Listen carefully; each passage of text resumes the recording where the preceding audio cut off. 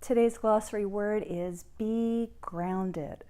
Sounds really easy, right? Put your feet on the ground and stay on the ground. And the beauty of being human is often we are on the ground, unless we're flying. And I guess then we're ungrounded. But being grounded does a couple different things. And I use this exercise a ton in my classes. But being grounded invites you to bring your energy all the way up from your twirly little mind, all the way down through your body and out your feet, till you're grounded or tethered, as I like to say, to the earth. And so being grounded on one level is being out of your head and all the way down to the place where your body meets the earth.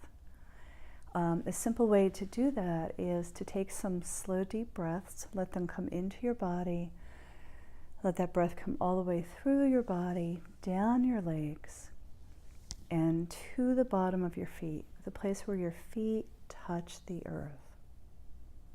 And when you feel your breath coming there, and a lot of that is by intention, allow your feet to flex a little bit so you give your body a cue that you're here, you're deep and grounded to the earth. So another really amazing thing that happens when you're grounded is that all this crazy little static that's going on in your mind, the what if, gotta do, didn't have time to, needed to do it yesterday, oh my God, what am I gonna do tomorrow? Like everything that keeps you out of the present moment, which is anything when you're thinking into the future or thinking about the past, you are no longer in the present moment. If you're in the present moment, you're breathing and your feet are on the ground. So when you're grounded, all that chatter can discharge just like a grounding rod to a house. So being grounded is about putting your feet on the ground, keeping your breath, consciousness or awareness of your breath, so you are in the present moment and all the chatter in your mind goes all the way down to your legs.